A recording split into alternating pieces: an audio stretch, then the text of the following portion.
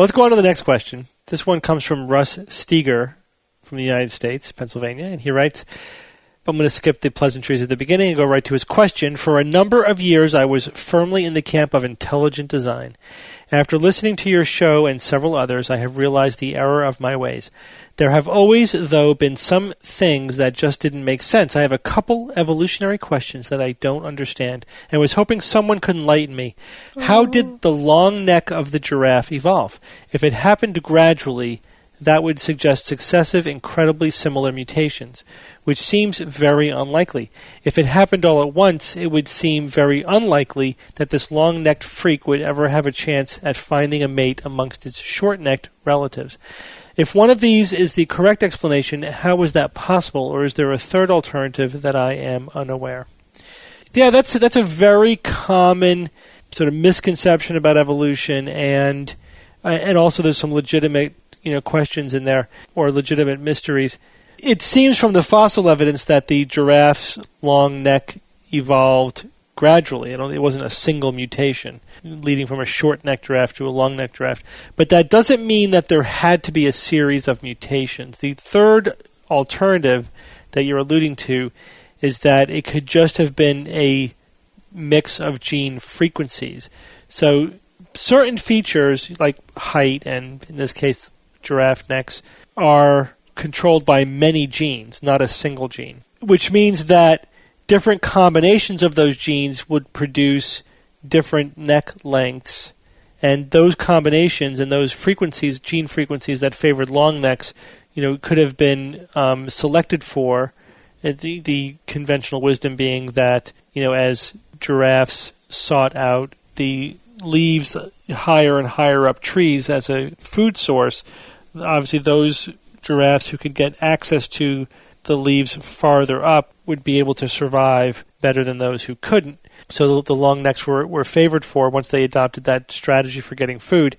Although the story is certainly much more complicated than that. There's actually a little bit of controversy swirling around this question. There are other factors such as the long neck was necessary because the legs were longer, perhaps for some other reason, like the ability to run faster, and the neck needed to be longer in order to reach the ground to drink.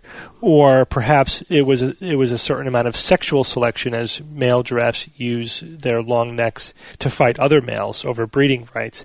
So there's actually a complex of functions at work here. It's not just the feeding at the tops of trees. The simplest way to put it together is that it just was the sorting of gene frequencies over time so that they lined up in favor of the longer and longer necks. It wouldn't necessarily even involve any new mutations. But of course, if there were the occasional mutation that led to a longer neck, that would provide a significant advantage. Again, once the giraffe ancestors had undertaken that strategy. So there probably was a combination of things, of just gene frequencies with the occasional mutation thrown in. There may have been, while there was gradual increases, there may have been a discontinuity where there was a leap to a new potential for longer necks because of a mutation. The point being that it was too gradual for any of the girl giraffes to be like, ew, look at the big long neck freak, and so they still managed to get laid. Right? Is that what you're saying? Right. But okay. The other question is legitimate in that if there is a really significant mutation, then how does that new creature get laid? Find a mate? Yeah. And more importantly than that, and this is where the real mystery comes in, is, like, for example, chimpanzees and humans have different numbers of chromosomes. That means at some point along the line, there had to be, like, the first hominoid in the human line that had the new number of chromosomes. And who did they mate with? And that's actually still a bit of a mystery. There are plausible hypotheses as to how that could happen. It basically would involve cologne, a lot of Dido. The children and the cousins having to mate with each other. Yeah, I mean, it's not finding a mate, it's having fertile young. If two creatures with different numbers of chromosomes mate, they would not be able to produce fertile young. So that any mutation that involved a change in the number of chromosomes would seem then that it should die out. But there is actually a way, genetically, theoretically, that could result in a stable population with the new number of chromosomes. It's tricky. It's the kind of thing that it's actually not likely to happen. But anything that could happen, even if it's unlikely, given enough time, will happen, right? But I don't know that we have enough evidence to say exactly how that happens. This is just a plausible scenario in which it could happen. Which is slightly different than what his question is. His question is just if it looks different enough, then it won't be able to find a mate. But that's, I think that, animals are willing to breed pretty far afield, Animals aren't as shallow as you. That's what Steve is saying. That's basically it.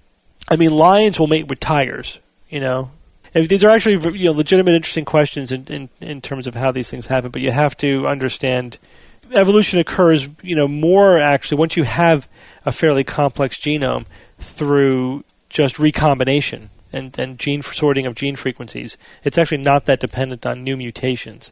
But everyone kind of focuses on mutations because that's what everyone talks about, Yeah, recombination is key.